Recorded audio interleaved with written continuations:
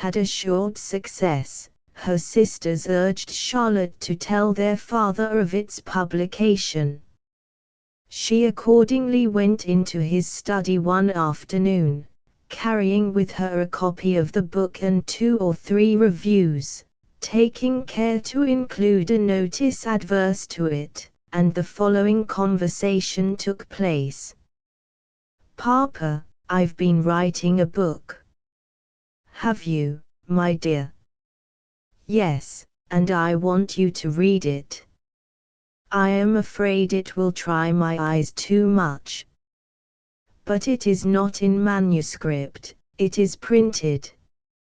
"My dear, you've never thought of the expense it will be." "It will be almost sure to be a loss, for how can you get a book sold? No one knows you or your name." "But, Papa, I don't think it will be a loss." "No more will you if you will just let me read you a review or 2, and tell you more about it." So she sat down and read some of the reviews to her father, and then, giving him the copy of Jane Eyre that she intended for him, she left him to read it. When he came in to tea he said, "Girls, do you know Charlotte has been writing a book, and it is much better than likely." Soon the whole reading world of England was in a ferment to discover the unknown author. Even the publishers were ignorant whether Currer Bell was a real or an assumed name till a flood of public opinion had lifted the book from obscurity and had laid it high on the everlasting hills of fame. The authorship was kept a close secret in the Brontë family, and not even the friend who was all but a sister Ellen Nussey knew more about it than the rest of the world. It was indeed through an attempt at sharp practice by another firm that Messrs. Smith and Elder became aware of the identity of the author with Miss Brontë. In the June of 1848, The Tenant of Wildfell Hall, a second novel by Anne Brontë Acton Bell, was submitted for publication to the firm which had previously published Wuthering Heights and Agnes Grey, and this firm announced the new book in America as by the author of Jane Eyre, although Messrs. Smith, Elder and Company had entered into an agreement with an American house for the publication of Currer Bell's next tale. On hearing of this, the sisters, Charlotte and Anne, set off instantly for London to prove personally that they were 2 and not 1, and women, not men. On reaching Mr. Smith's office, Charlotte put his own letter into his hand as an introduction. "Where did you get this?" said he, as if he could not believe that the 2 young ladies dressed in black, of slight figures and diminutive stature, looking pleased yet agitated, could be the embodied Currer and Acton Bell for whom curiosity had been hunting so eagerly in vain. An explanation ensued, and the publisher at once began to form plans for the amusement of the visitors during their 3 days' stay in London. In September 1848, her brother Branwell died. After the Sunday succeeding Branwell's death, Emily Brontë never went out of doors, and in less than 3 months she, too, was dead. To the last she adhered tenaciously to her habits of independence. She would suffer no one to assist her. On the day of her death she arose, dressed herself, and tried to take up her sewing. Anne Brontë, too, drooped and sickened from this time in a similar consumption, and on the 28th of May 1849, died peacefully at Scarborough, pathetically appealing to Charlotte with her ebbing breath, "Take courage, Charlotte, take courage." 6. Charlotte Bronte's closing years surely had been begun soon after the publication of Jane Eyre. Shirley herself is Charlotte's representation of Emily as she would have been if placed in health and prosperity. It was published 5 months after Anne's death. The reviews, Charlotte admitted, were superb. Visits to London made Miss Bronte acquainted with many of the literary celebrities of the day, including Thackeray and Miss Martineau. In Yorkshire her success caused great excitement. She tells herself how Martha came in yesterday puffing and blowing, and much excited. Please, you've been and written 2 books, the grandest books that ever was seen. They are going to have a meeting at the Mechanics' Institute to settle about ordering them. When they got the volumes at the Mechanics' Institute, all the members wanted them. They cast lots, and whoever got a volume was allowed to keep it 2 days, and was to be fined a shilling per diem for longer detention.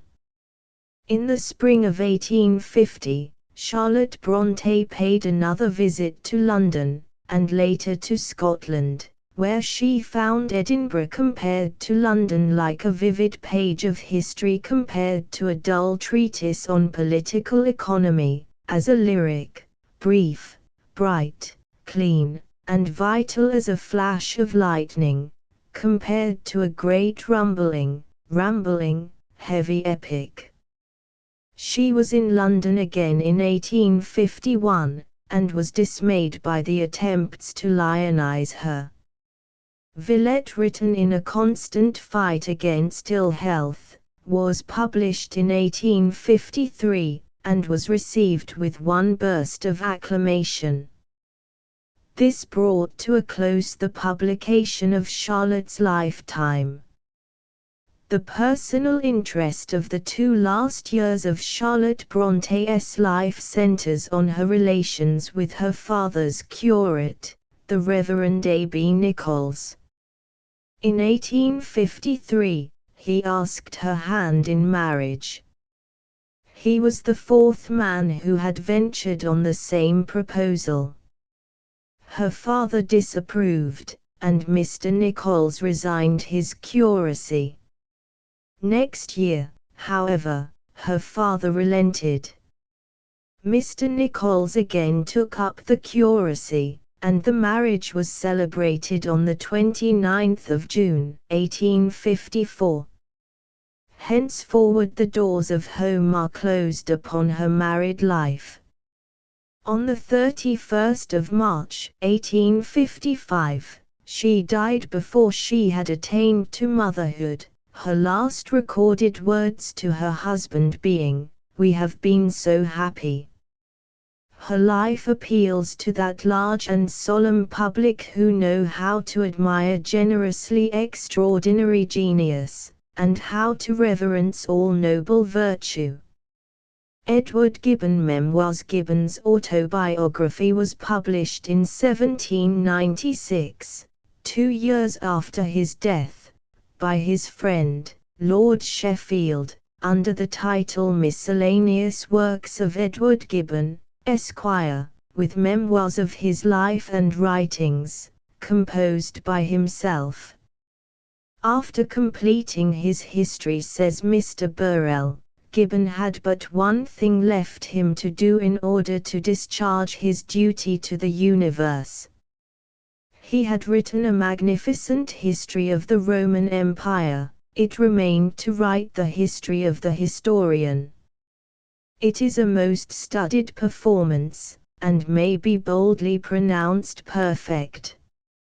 It is our best, and best known, autobiography. That the writing was studied is shown by the fact that 6 different sketches were left in Gibbon's handwriting, and from all these the published memoirs were selected and put together. The memoir was briefly completed by Lord Sheffield. Bajo described the book as the most imposing of domestic narratives. Truly, it was impossible for Gibbon to doff his dignity, but through the cadenced formality of his style the reader can detect a happy candor, careful sincerity, complacent temper, and a loyalty to friendship that recommend the man as truly as the writer. See also History. Birth and education. I was born at Putney, in the county of Surrey, the 27th of April, in the year 1737, the first child of the marriage of Edward Gibbon, Esquire, and Jane Porton. From my birth I have enjoyed the right of primogeniture, but I was succeeded by 5 brothers and 1 sister, all of whom were snatched away in their infancy.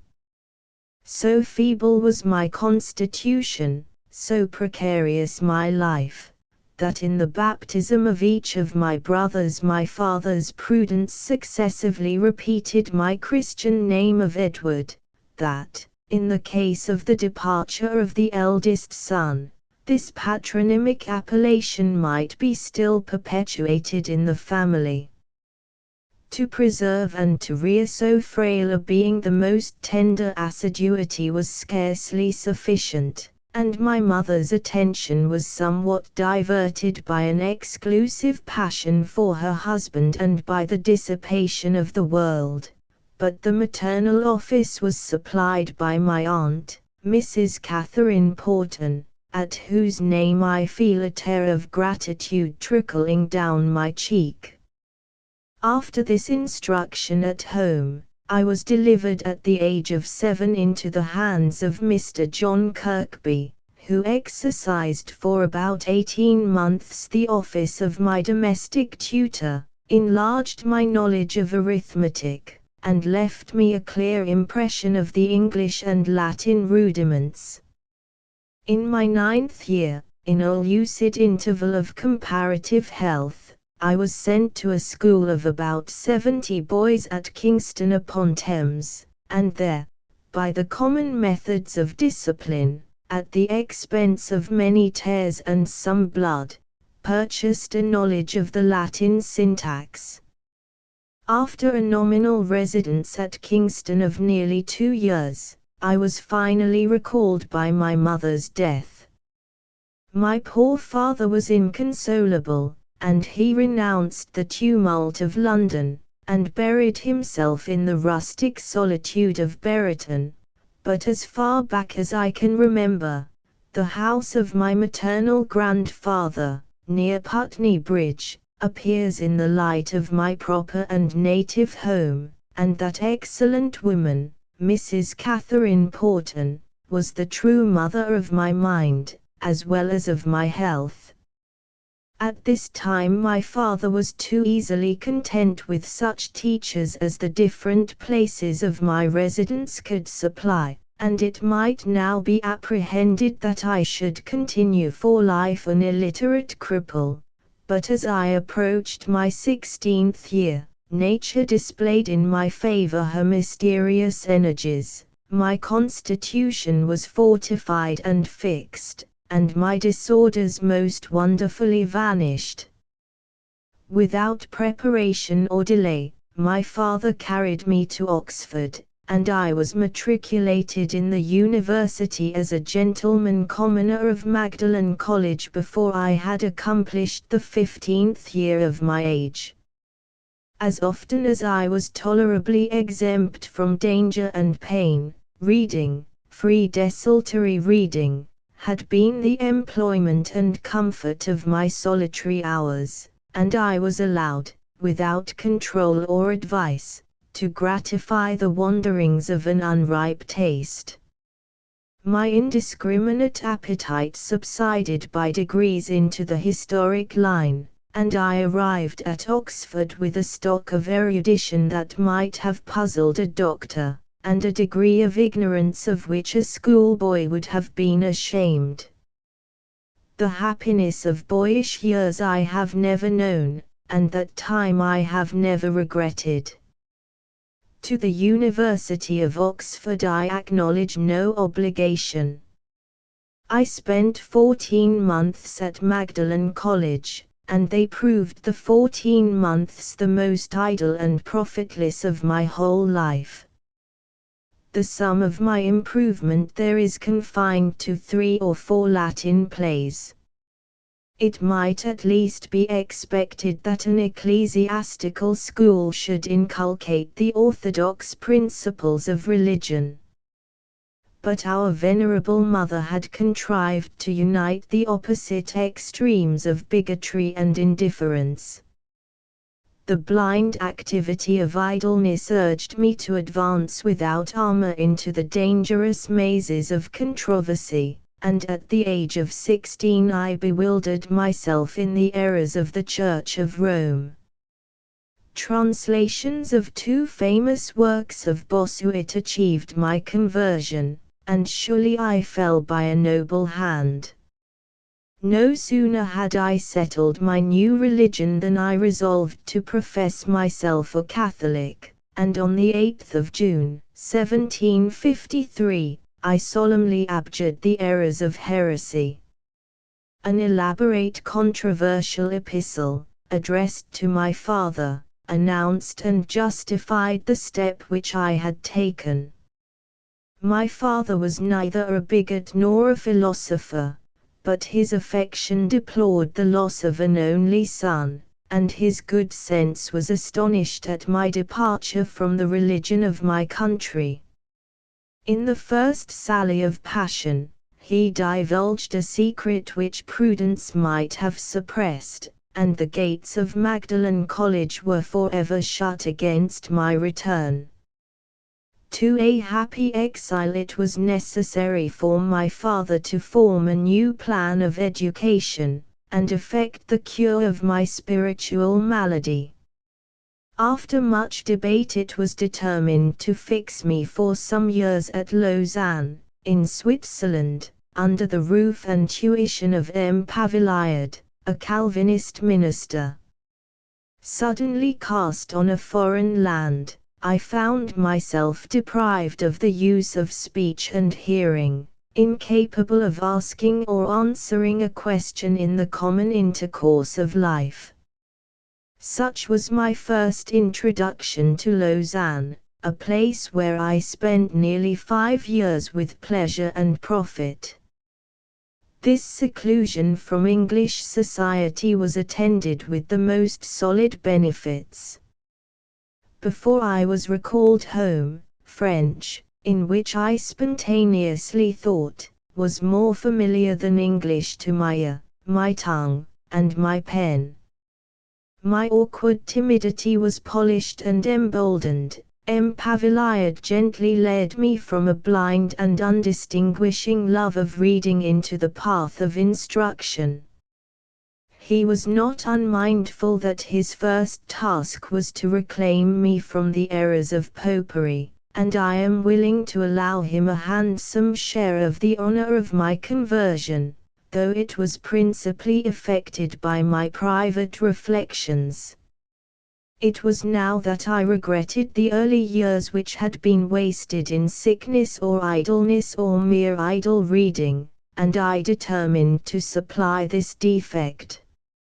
My various reading I now digested, according to the precept and model of Mr. Locke, into a large commonplace book, a practice, however, which I do not strenuously recommend. I much question whether the benefits of this laborious method are adequate to the waste of time, and I must agree with Dr. Johnson that what is twice read is commonly better remembered than what is transcribed. I hesitate from the apprehension of ridicule when I approach the delicate subject of my early love. I need not blush at recollecting the object of my choice, and, though my love was disappointed of success, I am rather proud that I was once capable of feeling such a pure and exalted sentiment. The personal attractions of Mademoiselle Kirchard were embellished by the virtues and talents of the mind. Her father lived content with a small salary and laborious duty in the obscure lot of minister of Crecy. In the solitude of a sequestered village he bestowed a liberal, and even learned, education on his only daughter. In her short visit to Lausanne, the wit, the beauty, the erudition of Mademoiselle Kirchard were the theme of universal applause. The report of such a prodigy awakened my curiosity. I saw and loved. At Crecy and Lausanne I indulged my dream of felicity, but on my return to England I discovered that my father would not hear of this alliance. After a painful struggle I yielded. I sighed as a lover, I obeyed as a son. My wound was insensibly healed by time, absence, and the habits of a new life. 3 To England and authorship. In the spring of the year 1758 my father signified his permission that I should immediately return home.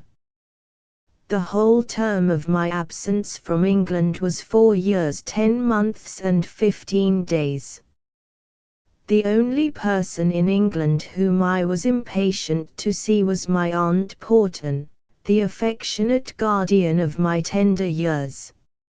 It was not without some awe and apprehension that I approached my father, but he received me as a man and a friend. All constraint was banished at our first interview, and afterwards we continued on the same terms of easy and equal politeness. Of the next 2 years, I passed about 9 months in London, and the rest in the country. My progress in the English world was in general left to my own efforts, and those efforts were languid and slow. But my love of knowledge was inflamed and gratified by the command of books, and from the slender beginning in my father's study I have gradually formed a numerous and select library, the foundation of my works, and the best comfort of my life both at home and abroad.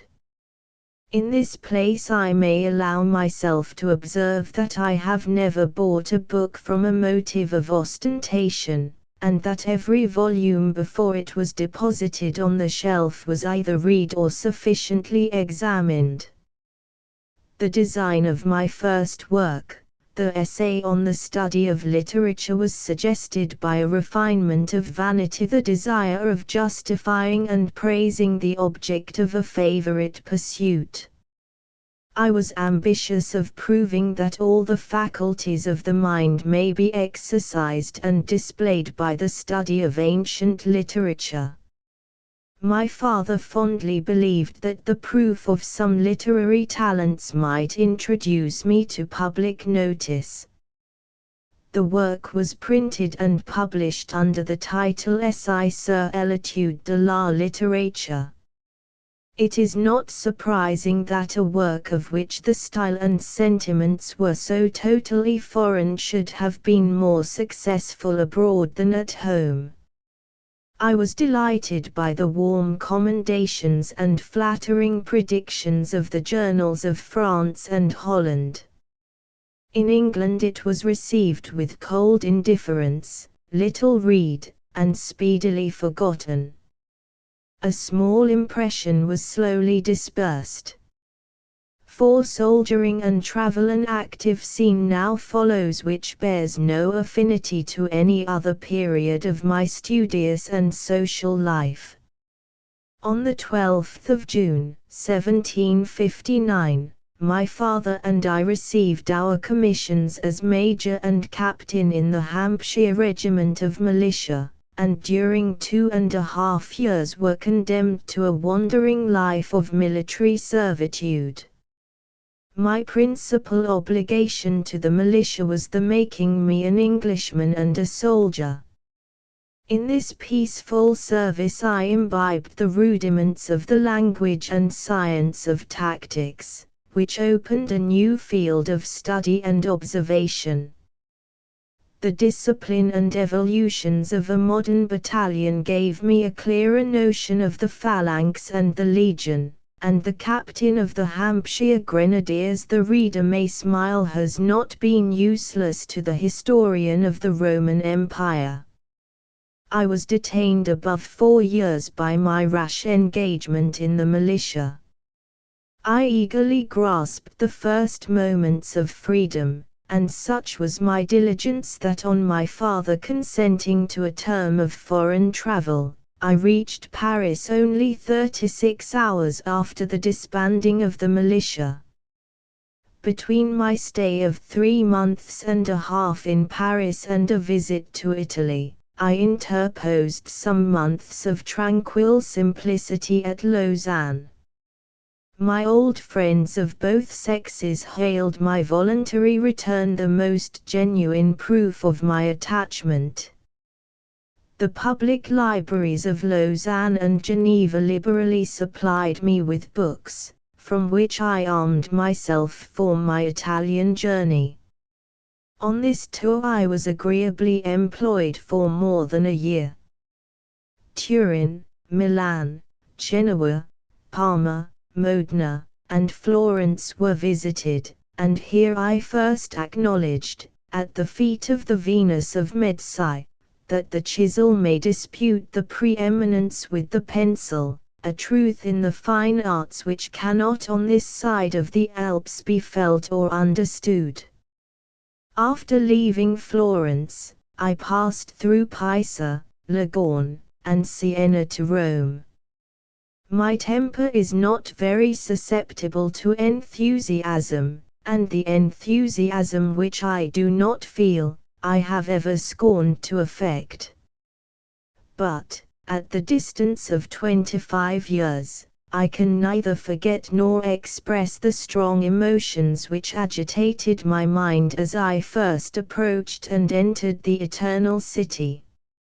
After a sleepless night, I trod, with a lofty step, the ruins of the Forum. Each memorable spot, where Romulus stood, or Tully spoke, or Caesar fell, was at once present to my eye, and several days of intoxication were lost, or enjoyed, before I could descend to a cool and minute observation. It was in Rome, on the 15th of October, 1764, as I sat musing amidst the ruins of the Capitol, while the barefooted friars were singing vespers in the temple of Jupiter, that the idea of writing the decline and fall of the city first started to my mind. But my original plan was circumscribed to the decay of the city rather than the empire, and though my reading and reflections began to point towards that object, some years elapsed, and several avocations intervened, before I was seriously engaged in the execution of that laborious work. V. History and Politics. The 5 years and a half between my return from my travels and my father's death are the portion of my life which I passed with the least enjoyment, and which I remember with the least satisfaction. In the 15 years between my essay on the study of literature and the first volume of The Decline and Fall, a criticism of Warburton on Virgil, and some articles in Memoires littéraires de la Grande Bretagne were my sole publications. In November 1770, my father sank into the grave in the 64th year of his age. As soon as I had paid the last solemn duties to my father, and obtained from time and reason a tolerable composure of mind, I began to form the plan of an independent life most adapted to my circumstances and inclination. I had now attained the first of earthly blessings, independence. I was absolute master of my hours and actions, and no sooner was I settled in my house and library than I undertook the composition of the first volume of my history. Many experiments were made before I could hit the middle tone between a dull chronicle and a rhetorical declamation. 3 times did I compose the first chapter, and twice the second and third, before I was tolerably satisfied with their effect. In the remainder of the way I advanced with a more equal and easy pace. By the friendship of Mr., now Lord, Eliot, who had married my first cousin, I was returned Member of Parliament for the borough of Liskeard. I took my seat at the beginning of the memorable contest between Great Britain and America, and supported, with many a sincere and silent vote, the rights, though not, perhaps, the interest, of the mother country. After a fleeting, elusive hope, prudence condemned me to acquiesce in the humble station of a mute. But I listened to the attack and defense of eloquence and reason. I had a near prospect of the characters, views, and passions of the first men of the age. The 8 sessions that I sat in Parliament were a school of civil prudence, the first and most essential virtue of an historian. The first volume of my history, which had been somewhat delayed by the novelty and tumult of a first session, was now ready for the press. During the awful interval of awaited publication, I was neither elated by the ambition of fame nor depressed by the apprehension of contempt. My diligence and accuracy were attested by my own conscience. I likewise flattered myself that an age of light and liberty would receive without scandal an inquiry into the human causes of progress of Christianity. I am at a loss how to describe the success of the work without betraying the vanity of the writer. The first impression was exhausted in a few days, a second and third edition were scarcely adequate to the demand. My book was on every table, nor was the general voice disturbed by the barking of any profane critic. Let me frankly own that I was startled at the first discharge of ecclesiastical ordnance, but I soon discovered that this empty noise was mischievous only in intention, and every feeling of indignation has long since subsided. Nearly 2 years elapsed between the publication of my first and the commencement of my second volume. The second and third volumes of The Decline and Fall insensibly rose in sale and reputation to a level with the first volume. So flexible is the title of my history that the final era might be fixed at my own choice, and I long hesitated whether I should be content with the 3 volumes, The Fall of the Western Empire.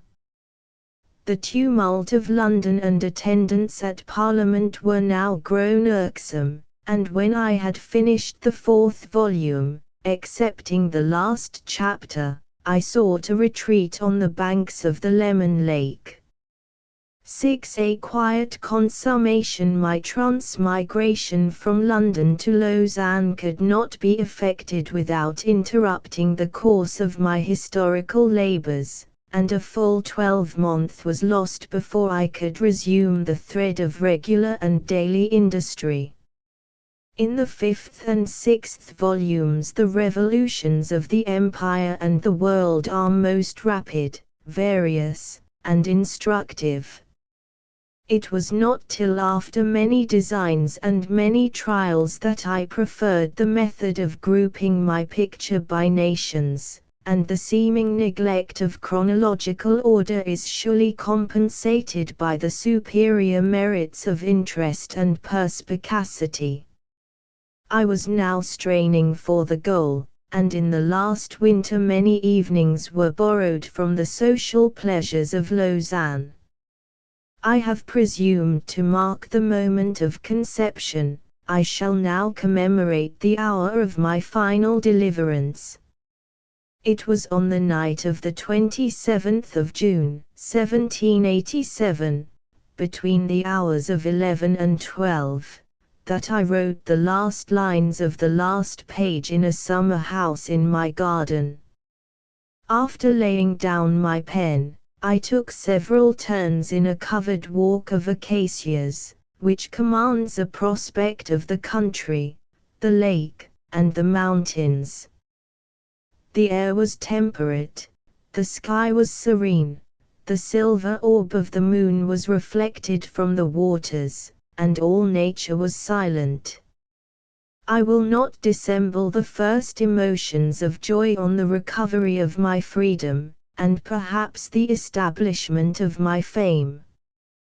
But my pride was soon humbled, and a sober melancholy was spread over my mind by the idea that I had taken an everlasting leave of an agreeable companion, and that whatsoever might be the future fate of my history, the life of the historian must be short and precarious. The day of publication of my 3 last volumes coincided with the 51st anniversary of my own birthday. The conclusion of my work was generally read and variously judged. Upon the whole, the history of the decline and fall seems to have struck root both at home and abroad. When I contemplate the common lot of mortality, I must acknowledge that I have drawn a high prize in the lottery of life. I am endowed with a cheerful temper. The love of study, a passion which derives fresh vigor from enjoyment, supplies each day, each hour, with a perpetual source of independent and rational pleasure, and I am not sensible of any decay of the mental faculties. I am disgusted with the affectation of men of letters who complain that they have renounced a substance for a shadow. My own experience, at least, has taught me a very different lesson. 20 happy years have been animated by the labor of my history, and its success has given me a name, a rank, a character in the world to which I should not otherwise have been entitled. The present is a fleeting moment, the past is no more, and our prospect of futurity is dark and doubtful. I shall soon enter into the period which was selected by the judgment and experience of the sage Fontenelle as the most agreeable of his long life. I am far more inclined to embrace than to dispute this comfortable doctrine. I will not suppose any premature decay of the mind or body, but I must reluctantly observe that 2 causes, the abbreviation of time and the failure of hope, will always tinge with a browner shade the evening of life. Goethe letters to Zulte. The correspondence of Goethe with his friends, especially his voluminous letters to his friend Zulte, will always be resorted to by readers who wish for intimate knowledge of the innermost processes of the great poet's mind. Zulte was himself an extraordinary man. By trade he was a stonemason, but he became a skilled musical amateur, and a most versatile and entertaining critic. To him fell the remarkable distinction of becoming the tutor of that musical genius, Felix Mendelssohn Bartholdy, while he also acquired the glory of being the restorer of Bach to the Germans.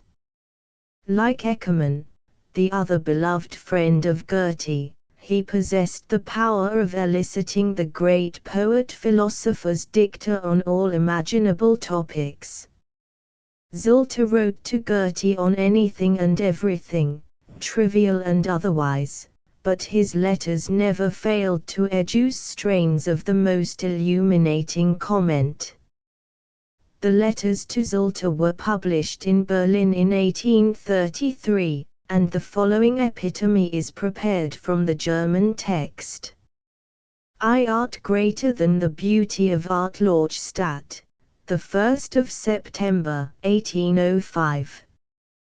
As we are convinced that he who studies the intellectual world, and perceives the beauty of the true intellect, can also realize the Father of them, who is supreme above all sense, let us therefore seek as best we may to achieve insight into the beauty of the mind and of the world, and to express it for ourselves. Suppose, then, two blocks of stone, side by side, one rough and unshaped, the other artistically shaped into a statue.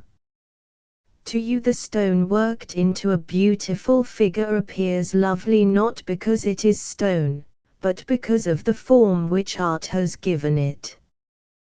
But the material had not such a form, for this was in the mind of the artist before it reached the stone. Of course, art is greater than that which it produces. Art is greater than the beauty of art. The motive power must be greater than the result.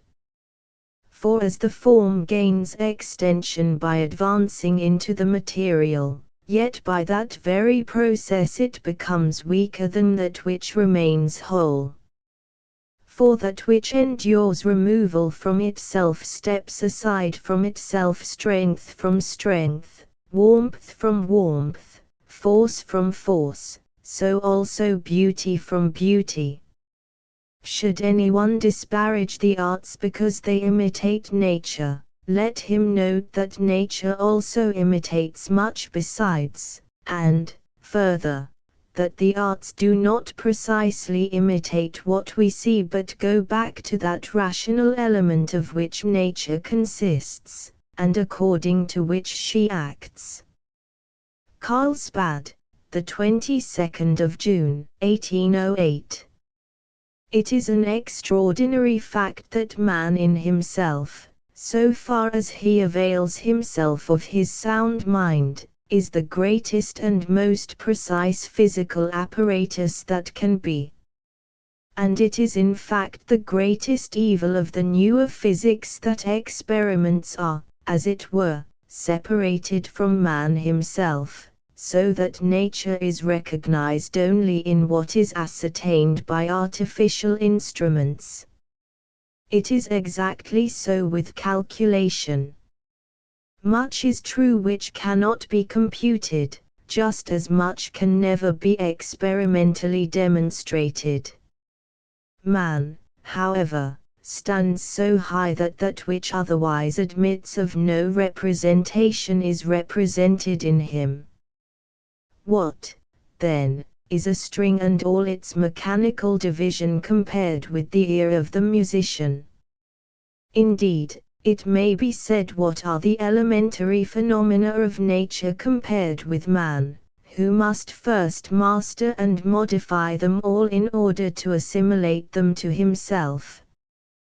To Music and Musicians, Weimar, the 16th of November, 1816.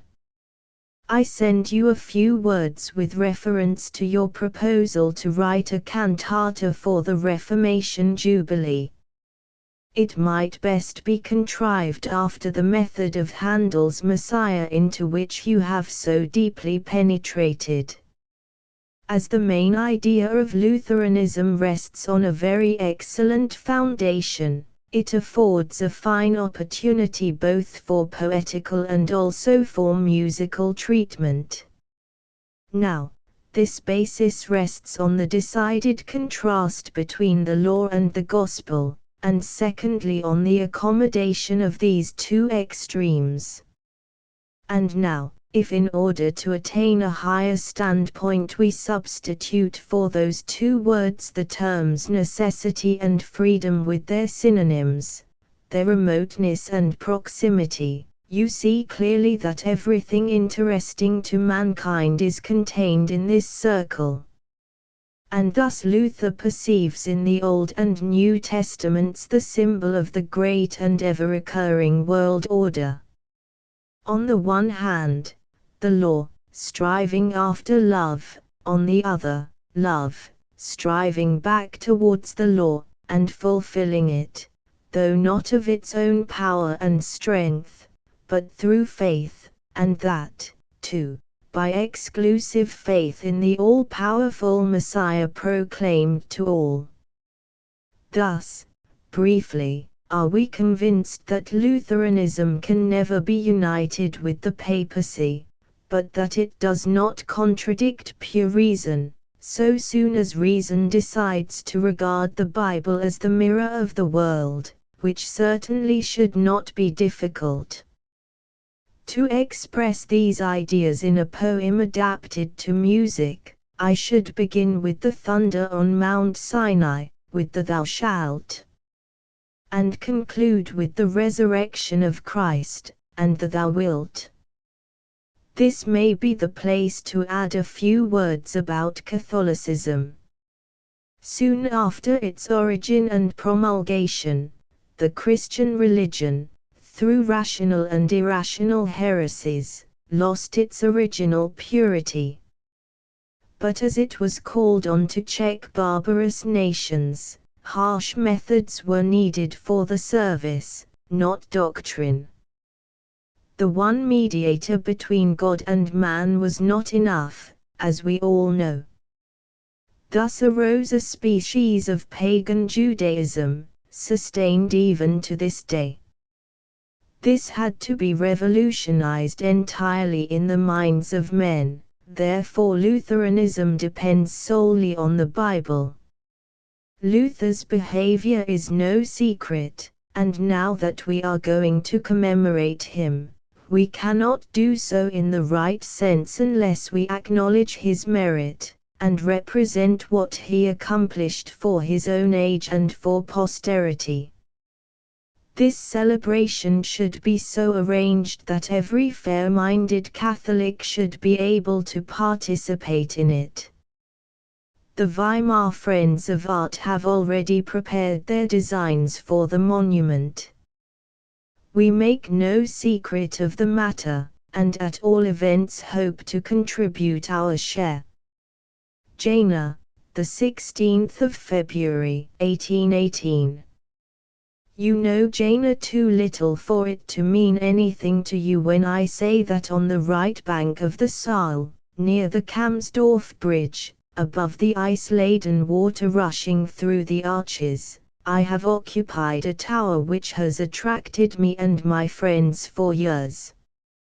Here I pass the happiest hours of the day, looking out on the river, bridge, gravel walks, meadows, gardens, and hills, famous in war, rising beyond. At sunset I return to town. In observing atmospheric changes I endeavor to interweave cloud forms and sky tints with words and images. But as all this, except for the noise of wind and water, runs off without a sound, I really need some inner harmony to keep my ear in tune. And this is only possible by my confidence in you and in what you do and value. Therefore, I send you only a few fervent prayers as branches from my paradise. If you can but distill them in your hot element, then the beverage can be swallowed comfortably, and the heathen will be made whole. Apocalypse, last chapter, and the second verse. Vienna, the 27th of July. Pyrotechnical displays seem to me the only pleasure in which the Austrians are willing to dispense with their music, which here persecutes us in every direction. In Karlsbad a musician declared to me that music as a profession was a sour crust. I replied that the musicians were better off than the visitors. How so? Asked he. Said I, surely they can eat without music. The good man went away ashamed, and I felt sorry for him, though my remark was quite in place, for it is really cruel in this manner to torture patients and convalescents. I can, indeed, endure much, but when, after coming from the opera, I sit down to supper, and am annoyed instantly by the strains of a harp or a singer, jarring with what I have been hearing, it is too much, and, wretch that I am forgetting that this scribble is also too much. So farewell. God bless you. Vienna, the 29th of July, 1819. Beethoven, whom I should have liked to see once more in this life, lives somewhere in this country, but nobody can tell me where. I wanted to write to him, but I am told he is almost unapproachable, as he is almost without hearing.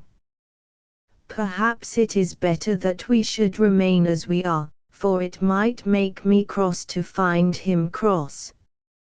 Much is thought of music here, and this in contrast to Italy, which reckons itself the only saving church. But the people here are really deeply cultured in music. It is true that they are pleased with everything, but only the best music survives. They listen gladly to a mediocre opera which is well cast, but a first-class work, even if not given in the best style, remains permanently with them. Beethoven is extolled to the heavens, because he toils strenuously and is still alive. But it is Haydn who presents to them their national humor, like a pure fountain unmingled with any other stream, and it is he who lives among them, because he belongs to them. They seem each day to forget him, and each day he rises to life again among them. 3-Poetry and Truth Weimar, the 29th of March, 1827. The completion of a work of art in itself is the eternal, indispensable requisite. Aristotle, who had perfection before him, must have thought of the effect. What a pity! Were I yet, in these peaceful times, possessed of my youthful energies, I would surrender myself entirely to the study of Greek, in spite of all the difficulties of which I am conscious. Nature and Aristotle would be my aim. We can form no idea of all that this man perceived, saw, noticed, observed, but certainly in his explanations he was over hasty.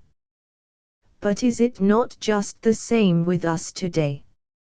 Experience does not fail us, but we lack serenity of mind, whereby alone experience becomes clear, true, lasting, and useful.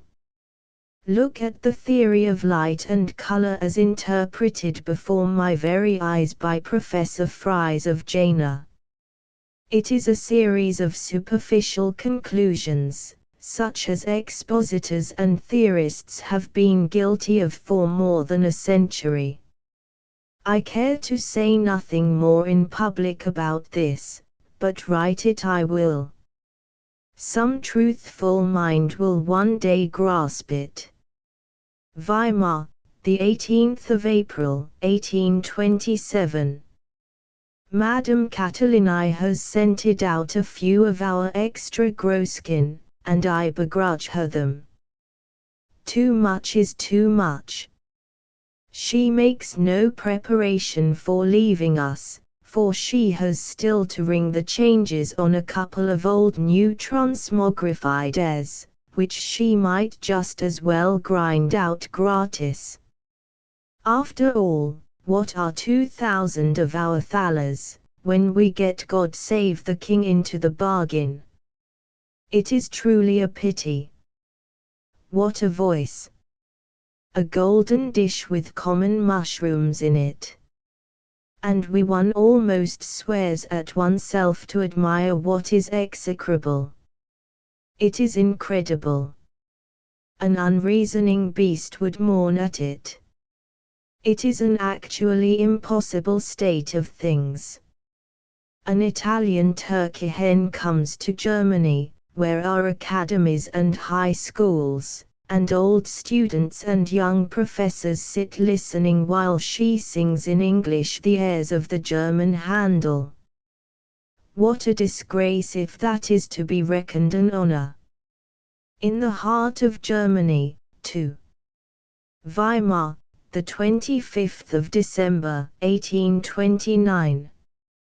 Lately by accident I fell in with the Vicar of Wakefield and felt constrained to read it again from beginning to end, impelled not a little by the lively consciousness of all that I have owed to the author for the last 70 years. It would not be possible to estimate the influence of Goldsmith and Sterne, exercised on me just at the chief point of my development. This high, benevolent irony, this gentleness to all opposition, this equanimity under every change, and whatever else all the kindred virtues may be called, such things were a most admirable training for me, and surely these are the sentiments which, in the end, lead us back from all the mistaken paths of life. By the way, it is strange that Yorick should incline rather to that which has no form, while Goldsmith is all form, as I myself aspired to be when the worthy Germans had convinced themselves that the peculiarity of true humor is to have no form. Weimar, the 15th of February, 1830. As to the title, Poetry and Truth of my autobiography, it is certainly somewhat paradoxical. I adopted it because the public always cherishes doubt as to the truth of such biographical attempts. My sincere effort was to express the genuine truth which had prevailed throughout my life. Does not the most ordinary chronicle necessarily embody something of the spirit of the time in which it was written? Will not the 14th century hand down the tradition of a comet more ominously than the 19th? Nay, in the same town you will hear one version of an incident in the morning, and another in the evening. All that belongs to the narrator and the narrative I included under the word Dichtung, poetry, so that I could for my own purpose avail myself of the truth of which I was conscious. In every history, even if it be diplomatically written, we always see the nation, the party of the writer, peering through.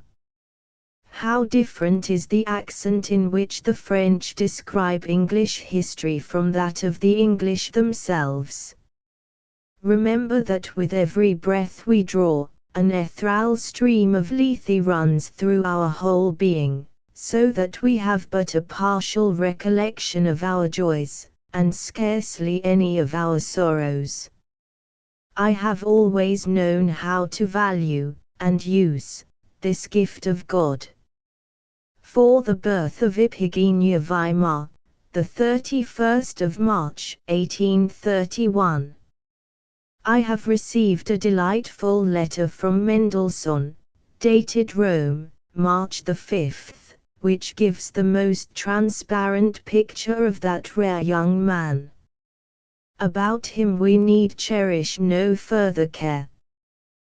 The fine swimming jacket of his genius will carry him safely through the waves and surf of the dreaded barbarism. Now, you well remember that I have always passionately adopted the cause of the minor third, and was angry that you theoretical cheapjacks would not allow it to be a dornum naturae. Certainly a wire or piece of catgut is not so precious that nature should exclusively confide to it her harmonies. Man is worth more, and nature has given him the minor third, to enable him to express with cordial delight to himself that which he cannot name, and that for which he longs. Weimar, the 23rd of November, 1831. To begin with, let me tell you that I have retreated into my cloister cell, where the sun, which is just now rising, shines horizontally into my room, and does not leave me till he sets, so that he is often uncomfortably importunate, so much so that for a time I really have to shut him out. Further, I have to mention that a new edition of the Iphigenia in Orlys of Euripides has once more turned my attention to that incomparable Greek poet. Of course, his great and unique talent excited my admiration as of old, but what has now mainly attracted me is the element, as boundless as it is potent, in which he moves. Among the Greek localities and their mass of primeval, mythological legends, he sails and swims, like a cannonball on a quicksilver sea, and cannot sink, even if he wished. Everything is ready to his hand: subject matter, contents, circumstances, relations. He has only to set to work in order to bring forward his subjects and characters in the simplest way, or to render the most complicated limitations even more complex, and then finally and symmetrically, to our complete satisfaction, either to unravel or cut the knot. I shall not quit him all this winter. We have translations enough which will warrant our presumption in looking into the original. When the sun shines into my warm room, and I am aided by the stores of knowledge acquired in days long gone by, I shall, at any rate, fare better than I should, at this moment, among the newly discovered ruins of Messene and Megalopolis. Poetry and Truth from My Own Life as Werther and Wilhelm Meister belong to the earlier and to the middle periods of Goethe's literary activity, so the following selections fall naturally into the last division of his life. The death of Schiller in 1805 had given a blow to his affections which even his warm relationship with other friends could not replace, and hereafter he begins to concentrate more and more upon himself to the completion of those works which he had had in mind and preparation through so many years, the greatest of which was to be the Faust. In Poetry and Truth from My Own Life, which appeared in 1811-14, he was actuated by the desire of supplying some kind of a key to the collected edition of his works that had been published in 1808, and whatever faults, or errors, it may contain as a history, as a piece of writing, it is finely characteristic of the ease and simplicity of his later style. Birth and Childhood. On the 28th of August, 1749, at midday, I came into the world at Frankfort on Main. Our house was situated in a street called the Stag Ditch. Formerly the street had been a ditch, in which stags were kept. On the second floor of the dwelling was a room called the garden room, because there they had endeavored to supply the want of a garden by means of a few plants placed before a window. As I grew older, it was there that I made my somewhat sentimental retreat, for from thence might be viewed a beautiful and fertile plain. When I became acquainted with my native city, I loved more than anything else to promenade on the great bridge over the Main. Its length, its firmness, and fine aspect rendered it a notable structure. And one liked to lose oneself in the old trading town, particularly on market days, among the crowd collected about the church of St. Bartholomew. The Romerberg was a most delightful place for walking. My father had prospered in his own career tolerably according to his wishes. I was to follow the same course, only more easily and much further. He had passed his youth in the Coburg Gymnasium, which stood as one of the first among German educational institutions. He had there laid a good foundation, and had subsequently taken his degree at Giessen. He prized my natural endowments the more because he was himself wanting in them, for he had acquired everything simply by means of diligence and pertinacity. During my childhood the Frankforters passed a series of prosperous years, but scarcely, on the 28th of August, 1756, had I completed my 7th year, when that world-renowned war broke out, which was also to exert great influence upon the next 7 years of my life. Frederick II of Prussia had fallen upon Saxony with 60,000 men. The world immediately split into two parties, and our family was an image of the great whole.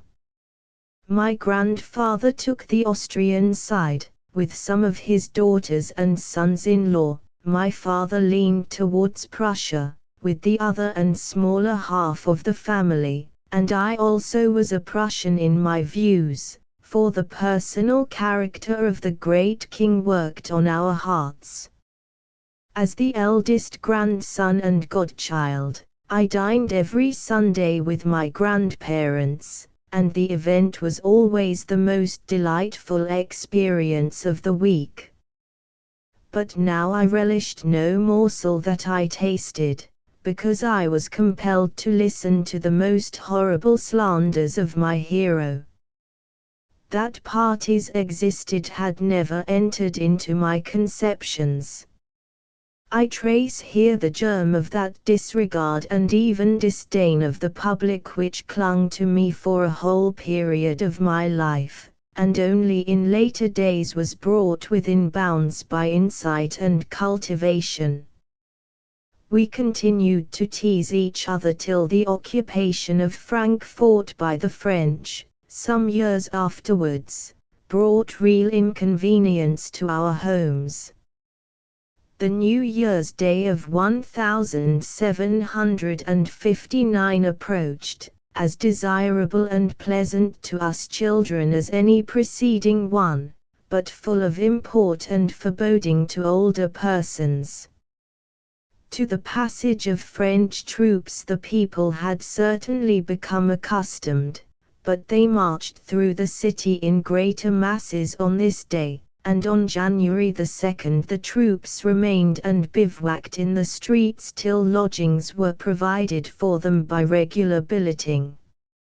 Siding as my father did with the Prussians, he was now to find himself besieged in his own chambers by the French. This was, according to his way of thinking, the greatest misfortune that could happen to him. Yet, could he have taken the matter more easily, he might have saved himself and us many sad hours, for he spoke French well, and it was the Count Thorane, the king's lieutenant, who was quartered on us.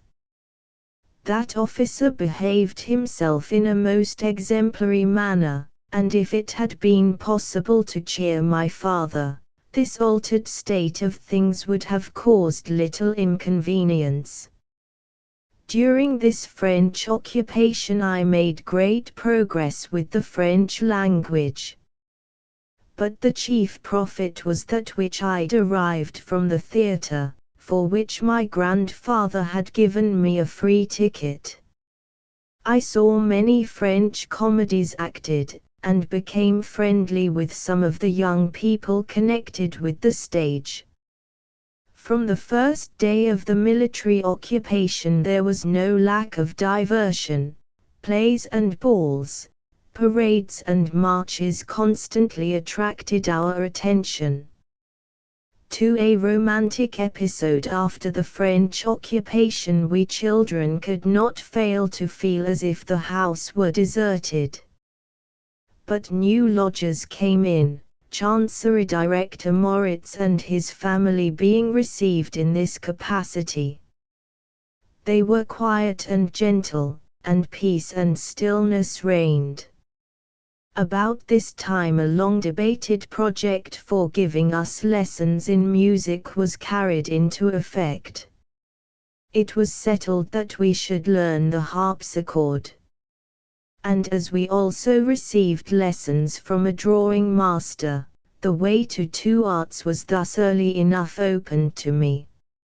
English was also added to my studies, and as on my own account I soon felt that I ought to know Hebrew, my father allowed the rector of our gymnasium to give me private lessons.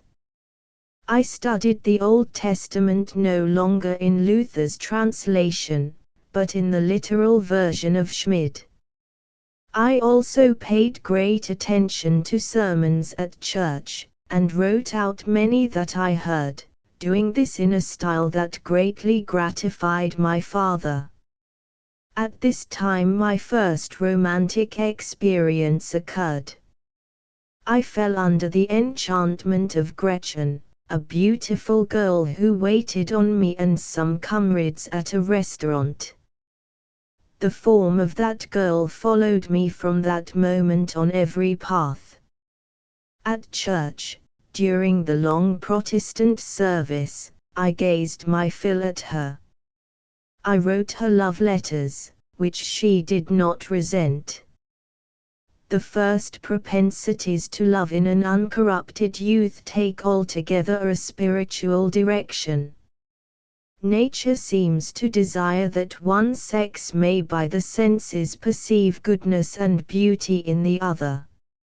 And thus to me, by the sight of this girl, a new world of the beautiful and excellent had arisen.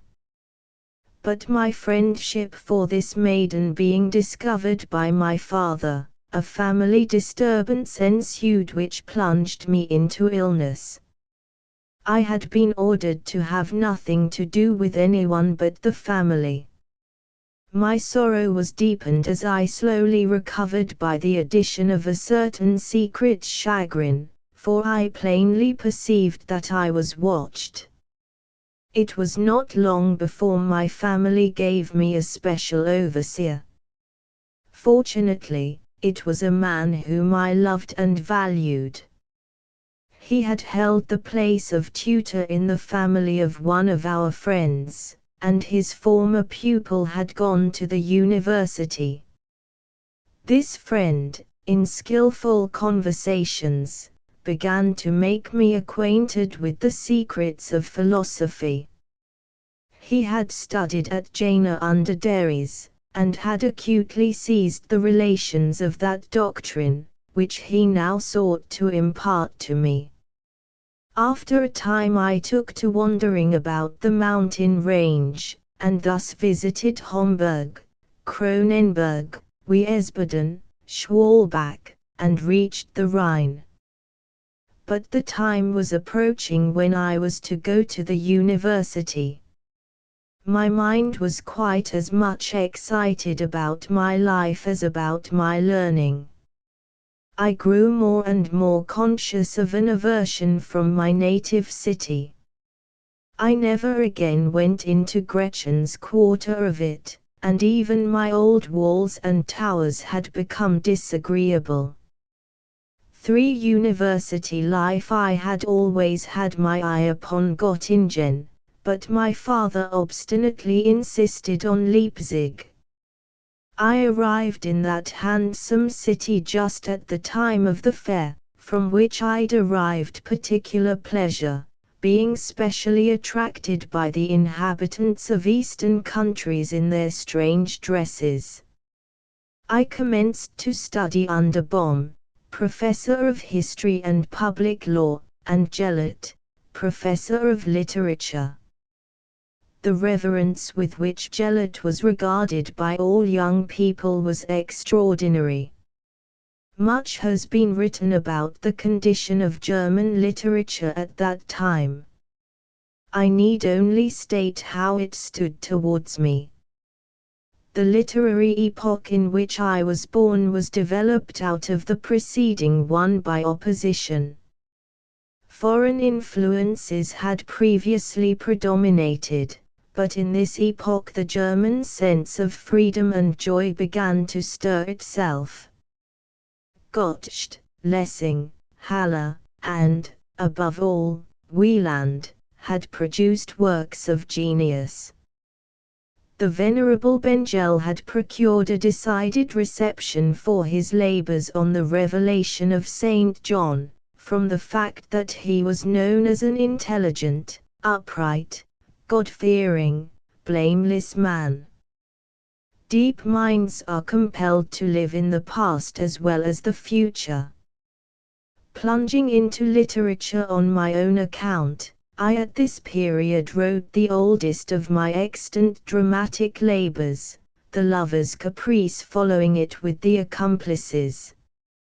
I had seen already many families ruined by bankruptcies, divorces, vice, murders, burglaries, and poisonings, and, young as I was, I had often, in such cases, lent a hand for help and preservation. Accordingly, these pieces were written from an elevated point of view, without my having been aware of it. But they could find no favor on the German stage. My health had become somewhat impaired, though I did not think I should soon become apprehensive about my life. I had brought with me from home a certain touch of hypochondria, and a chronic pain in my breast, induced by a fall from horseback, perceptibly increased, and made me dejected. By an unfortunate diet I destroyed my powers of digestion, so that I experienced great uneasiness, yet without being able to embrace a resolution for a more rational mode of life. Besides the epoch of the cold water bath, the hard bed slightly covered, and other follies unconditionally recommended, had begun, in consequence of some misunderstood suggestions of Rousseau, under the idea of bringing us nearer to nature and delivering us from the corruption of morals. One night I awoke with a violent hemorrhage, and for several days I wavered between life and death. Recovery was slow, but nature helped me, and I appeared to have become another man, for I had gained a greater cheerfulness of mind than I had known for a long time, and I was rejoiced to feel my inner self at liberty. But what particularly set me up at this time was to see how many eminent men had undeservedly given me their affection, among them being Dr. Hermann Groening, Horn, and, above all, Langer, afterwards librarian at Wolfenbüttel, whose conversation so far blinded me to the miserable state I was in that I actually forgot it. The confidence of new friends develops itself by degrees. The religious sentiments, the affairs of the heart which relate to the imperishable, are the things which both establish the foundation and adorn the summit of friendship. The Christian religion was wavering between its own historically positive base and a pure deism, which, grounded on morality, was in its turn to lay the foundation of ethics. Langer was of the class who, though learned, yet give the Bible a peculiar preeminence over other writings. He belongs to those who cannot conceive an immediate connection with the great God of the universe. A mediation, therefore, was necessary for him, an analogy to which he thought he could find everywhere, in earthly and heavenly things. Grounded as I was in the Bible, all that I wanted was merely the faith to explain as divine that which I had hitherto esteemed in human fashion. To a sufferer, delicate and weak, the gospel was therefore welcome. I left Leipzig in September 1768, for my native city and my home, where my delicate appearance elicited loving sympathy. Again sickness ensued, and my life was once more in peril, chiefly through a disturbed, I might even say, for certain moments, destroyed digestion. But a skillful physician helped me to convalescence. In the spring I felt so much stronger that I longed to wander forth again from the chambers and spots where I had suffered so much. I journeyed to beautiful Alsace and took up lodgings on the summer side of the fish market in Strasbourg, where I designed to continue my studies in law. Most of my fellow boarders were medical students, and at table I heard nothing but medical conversations. I was thus easily borne along the stream, and at the beginning of the second half year I attended lectures on chemistry and anatomy. Yet this dissipation and dismemberment of my studies were not enough, for a remarkable political event secured for us a succession of holidays. Marie Antoinette was to pass through Strasbourg on her way to Paris, and the solemnities were abundantly prepared. In the grand saloon erected on an island in the Rhine I saw a specimen of the tapestries worked after Raphael's cartoons, and this sight was for me a very decided influence, for I became acquainted with the true and the perfect on a large scale. For fascinating friendship, the most important event at this period, and one that was to have the weightiest consequences for me, was my meeting with Herder. He accompanied on his travels the Prince of Holstein-Eutin, who was in a melancholy state of mind, and had come with him to Strasbourg. Herder was singular, both in his personal appearance and also in his demeanor. He had somewhat of softness in his manner, which was very suitable and becoming, without being exactly easy. I was of a very confiding disposition, and with Herder especially I had no secrets, but from one of his habits, a spirit of contradiction, I had much to endure. Herder could be charmingly prepossessing and brilliant, but he could just as easily turn an ill-humored side forward. He resolved to stay in Strasbourg because of a complaint in one of his eyes of the most irritating nature, which required a tedious and uncertain operation, the tear bag being closed below. Therefore he separated from the prince and removed into lodgings of his own for the purpose of the operation.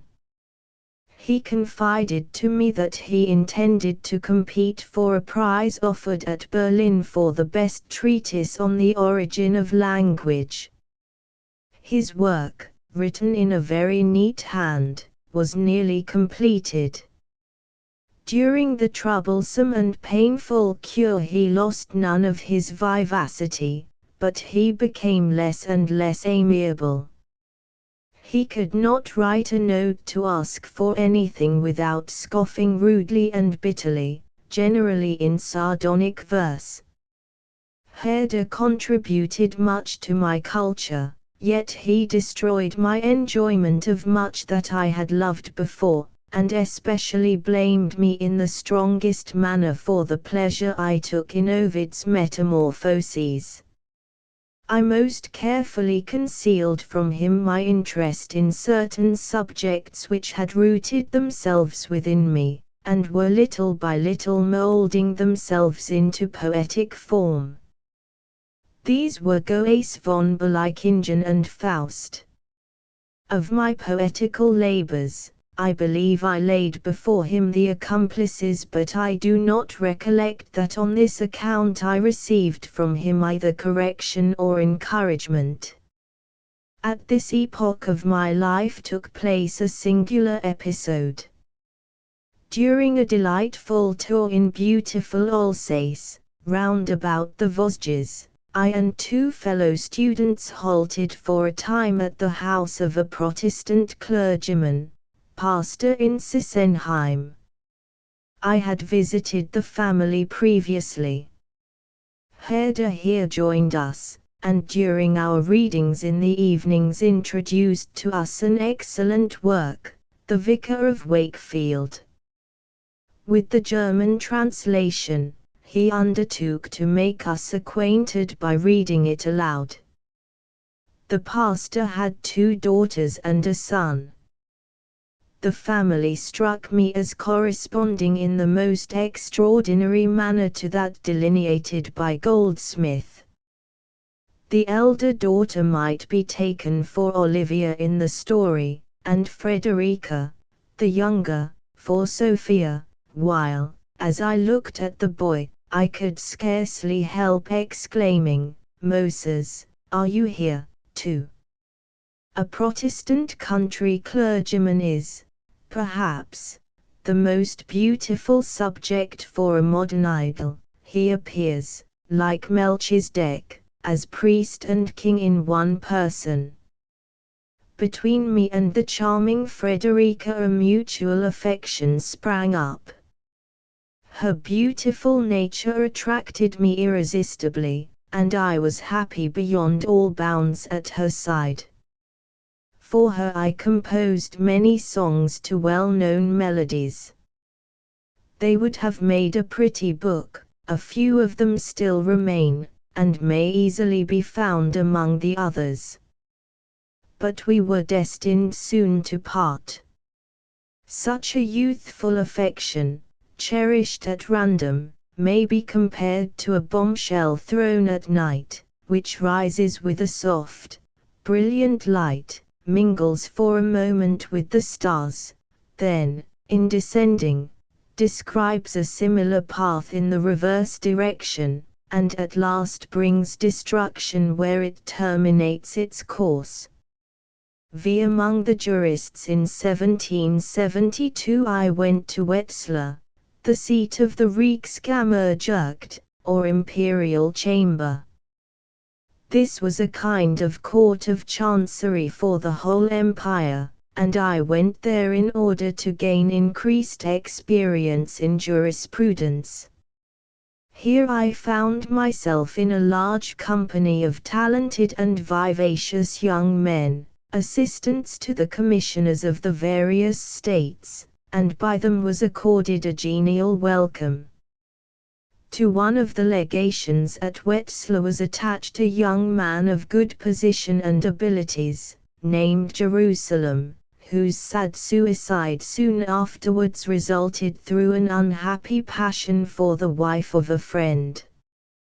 On this history the plan of the Sorrows of Werther was founded. The effect of this little book was great, nay, immense, and chiefly because it exactly hit the temper of the times. For as it requires but a little match to blow up an immense mine, so the explosion which followed my publication was mighty from the circumstances that the youthful world had already undermined itself, and the shock was great because all extravagant demands, unsatisfied passions, and imaginary wrongs, were suddenly brought to an eruption. At this period I usually combined the art of design with poetical composition. Whenever I dictated, or listened to reading, I drew the portraits of my friends in profile on grey paper in white and black chalk. But feeling the insufficiency of this copying, I betook myself once more to language and rhythm, which were much more at my command. How briskly, how joyously, I went to work with them will appear from the many poems which, enthusiastically proclaiming the art of nature and the nature of art, infused, at the moment of production, new spirit into me as well as in my friends. At this epoch, and in the midst of these occupations, I was sitting one evening with a struggling light in my chamber, when there entered a well-formed, slender man, who announced himself by the name of von Nebel.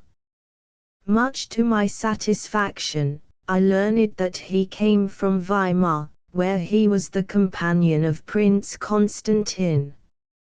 Of matters there I had already heard much that was favorable, for several strangers who had come from Weimar assured us that the widowed Duchess Amalia had gathered round her the best men to assist in the education of the princes, her sons, that the arts were not only protected by this princess, but were practiced by her with great diligence and zeal. At Weimar was also one of the best theatres of Germany, which was made famous by its actors, as well as by the authors who wrote for it.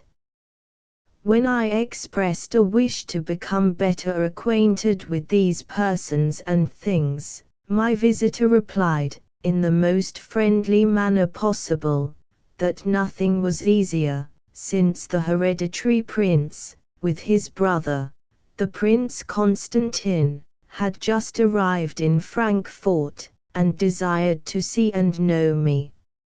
I at once expressed the greatest willingness to wait upon them, and my new friend told me that I must not delay, as their stay would not be long. I proceeded with von Nebel to the young princes, who received me in a very easy and friendly manner.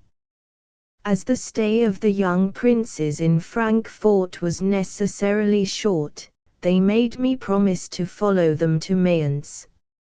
I gave this promise gladly enough, and visited them. The few days of my stay passed very pleasantly, for when my new patrons, with whom I enjoyed delightful conversations on literature, were abroad on visits and banquets, I remained with their attendants, portraits,